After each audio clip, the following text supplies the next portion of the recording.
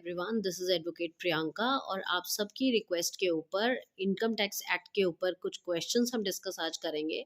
क्योंकि income tax act का एक सबसे बड़ा प्रॉब्लम ये है कि बेयर एक्ट जो है हमारे बंडल ऑफ बेयर एक्ट्स में नहीं आया है। इनकम टैक्स एक्ट का बेयर एक्ट आपको अलग से खरीदना पड़ता है। उसका रीज़न यही है कि इनकम टैक्स एक्ट का जो बेयर एक्ट है वो काफ़ी कॉस्टली है, तो इसीलिए हमें बेयर एक्ट्स के बंडल में इनकम टैक्स एक्ट का बेयर एक्ट नहीं देते हैं ये लोग। तो जो लेना चाहते हैं वो जाके ले सकते हैं। अगर जो लोग नहीं लेना चाहते हैं, क्योंकि 600-700 से उसकी स्टार्टिंग है, तो अगर जो नहीं लेना चाहते हैं तो वो ये क्वेश्चंस के ज़रिए भी अपने 4 नंबर के क्वेश्चन पूरे कर सकते हैं। इनकम टैक्स एक्ट से 4 क्वेश्चन आने हैं। जो क्वेश्चन है आपके उसमें क्या-क्या पूछा जाता है वो आज हम डिस्कस करते हैं। आज हम कुछ 30-40 क्वेश्चन डिस्कस करेंगे, जिसमें से मुझे ऐसी उम्मीद है कि 3 क्वेश्चन आपको टकरा जाने चाहिए इनमें से। तो सबसे पहले तो आप लोगों को ये पता होना चाहिए कि जो इनकम टैक्स एक्ट है वो 1961 का एक्ट है हमारा। और ये जो एक्ट है इसमें 2 तरीके के टैक्स की बात होती है। एक जीएसटी की और एक इनकम टैक्स की।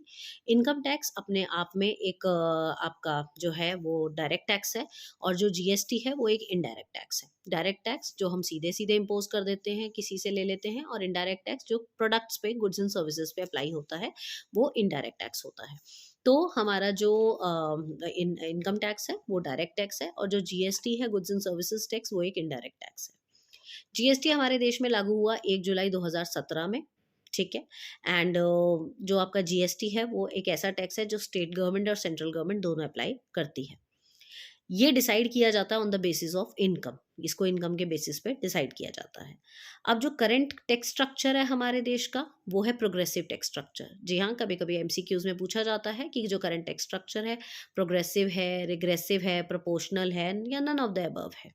तो आप बताएँगे ये प्रोग्रेसिव टैक्स स्ट्रक्चर है, ठीक है? अब प्रोग्रेसिव टैक्स स्ट्रक्चर के बाद आपसे पूछा जा सकता है कि जो हमारी इनकम होती है, वो कितने हेड्स में डिवाइडेड होती है? इनकम टैक्स एक्ट के अंदर हमारी जो इनकम होती है वो कितने हेड्स में डिवाइडेड है? 3, 4, 5, 6। तो आपको आंसर बताना है 5। ये 5 ह हेड्स में डिवाइडेड है। वो 5 हेड है: income from house property, income from capital gains, income from business and profit, income from wages and salaries and other sources. ये हमारे 5 जो है ये हेडिंग है, जिसके बेसिस पे हमारी इनकम जो है वो डिसाइड की जाती है। इसके बाद हमारा फाइनेंशियल ईयर का क्वेश्चन बहुत बार आता है कि आपका जो फाइनेंशियल ईयर है वो क्या है?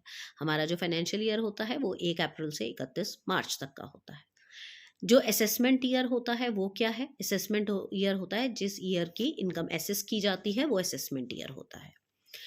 पेपर में सीबीडीटी की फुल फॉर्म पूछ ली जाती है। सीबीडीटी की फुल फॉर्म है central board of direct taxes. जी हाँ, ये एक एडमिनिस्ट्रेटिव बॉडी है जो डायरेक्ट टैक्सेस पे काम करती है। एक इंसान के टैक्स पे करने की जो आखिरी डेट है, जिस जब तक पेनल्टी नहीं लगती है, वो डेट क्या है? और जिसके बाद पेनल्टी लगनी शुरू हो जाती है, वो है 31 जुलाई, 31 जुलाई। देन जीएसटी कितने टाइप के हैं? जीएसटी 4 तरीके के होते हैं: CGST, SGST, IGST and UTGST. ये 4 तरीके के आपके जीएसटी होते हैं, तो आपको ये भी याद रखना है। इसके बाद जो हमारी न्यू टैक्स की जो के लिए जो आपका फॉर्म होता है, जो नए टैक्स किया का जो सिस्टम शुरू हुआ है, उसके लिए जो फॉर्म होता है, उस फॉर्म का नाम क्या है? 10IE। जी हाँ, ये ऑप्शन में आते हैं 10IG, 10IE, 10IA, like this. तो आपको 10IE पता होना चाहिए। उसके बाद आपका जो जीएसटी की इम्प्लीमेंटेशन ईयर मैंने आपको बता दिया 2017। अच्छा, इसके बाद आपके कौन-सा ऐसा ईयर होता है इंसान की एज जिसमें उसको यस आप ऐसे कह सकते हैं, क्वेश्चन ऐसे आ सकता है, 60 साल की उम्र के बाद कितने जो अमाउंट का जो इनकम है जिस पे टैक्स जो है एग्ज़ेम्प्ट कर दिया जाता है, वो है 3 लाख।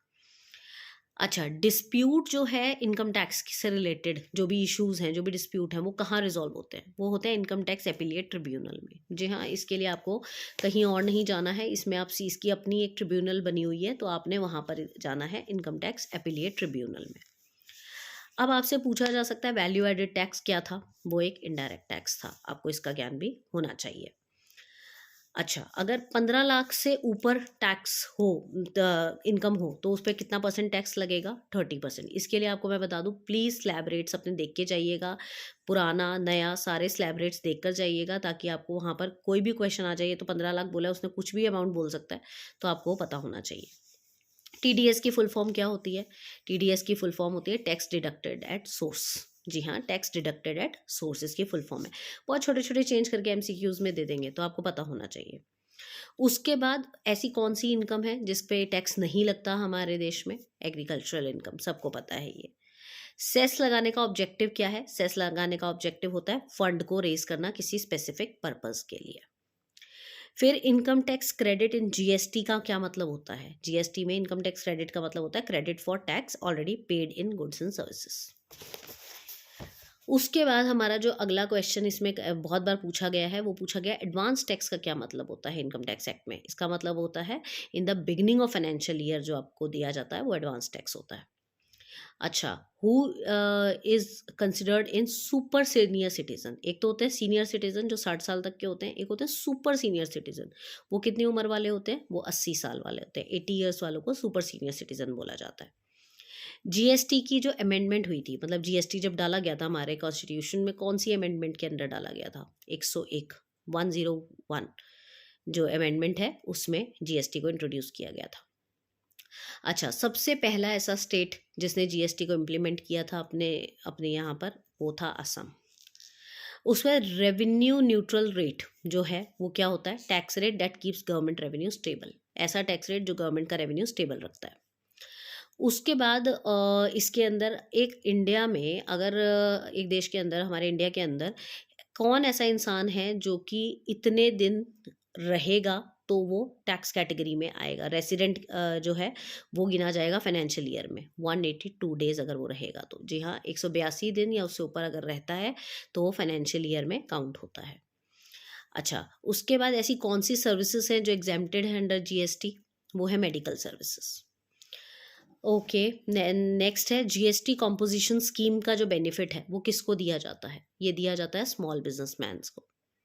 डायरेक्ट सिस्टम जो था कब शुरू हुआ था? डायरेक्ट टैक्स सिस्टम वो शुरू हुआ था 2009 में।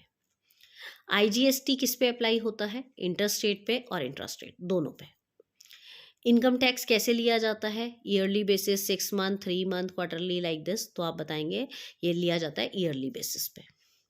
जीरो रेटेड सप्लाई में क्या चीज़ इंक्लूड होती है? Import, export, interport etcetera. तो आप बताएंगे एक्सपोर्ट।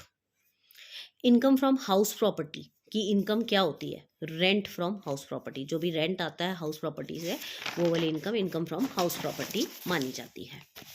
उसके बाद ऐसा क्या, कौन सा सर्टिफिकेट है इनकम टैक्स 1961 के अंडर जो टैक्स डिडक्शन देता है चैरिटेबल कंट्रीब्यूशन के लिए? सर्टिफिकेट का नाम है 80G। उसके बाद नई जो टैक्स रिजीम है वो कब आई थी? वो आई थी 20 से 21 के बीच में। अच्छा, फॉर्म का नाम बताइए, कौन सा फॉर्म फिल करना पड़ता है income tax on new tax regime के लिए? 115 BAC, ये हमारे फॉर्म का नाम है। फॉर्म नंबर 16 का क्या काम है? फॉर्म नंबर 16 TDS सर्टिफिकेट के लिए भरा जाता है। टैक्स फ्री इनकम कौन सी इनकम होती है? Dividend, PPF, government bond income, ये सारी टैक्स फ्री इनकम जो कैटेगरी में आती है। ये ऑप्शंस में भी आ सकते हैं। अच्छा, उसके बाद आपकी जो न्यू टैक्स रिजीम है उसके कितने स्लैब्स हैं टोटल? उसमें टोटल 6 स्लैब्स हैं। आपको फिर मैं बोल रही हूँ स्लैब्स देख कर जाइएगा प्लीज़। जो जीएसटी के रेट्स हैं वो कितने रेट्स, कितनी कैटेगरीज में बनाए गए हैं? 5 कैटेगरी में, 0, 5, 12, 18, 28। आपको ये पता होना चाहिए। 0%, 5%, 12%, 18%, 28%। 5 कैटेगरीज में डिवाइड किया गया है। पैन की फुल फॉर्म क्या है? Permanent account number. Very easy. तो इस तरीके के क्वेश्चन आपको इनकम टैक्स एक्ट में पूछे जा सकते हैं। अब इनकम टैक्स एक्ट में कुछ इंपॉर्टेंट केस लॉज हैं जिनके नाम आपको पढ़े हुए होने चाहिए ताकि आपको पता रहे इनकम टैक्स से रिलेटेड है। ये सारे के सारे जो केस लॉज हैं इनके एक बार नाम मैं आपके लिए रीड कर दे रही हूँ। पहला है Indian oil corporation versus CIT। Indian oil corporation versus CIT revenue expenditure का केस था ये। DCIT वर्सेस कोटक महिंद्रा, ये NPA इनकम के ऊपर केस था।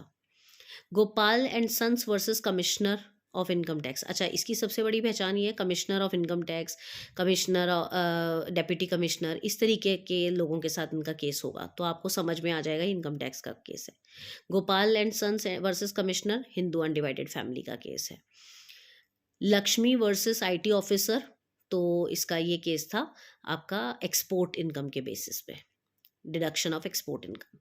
Sitaram textile versus commissioner of IT capital expenditure का केस था ये।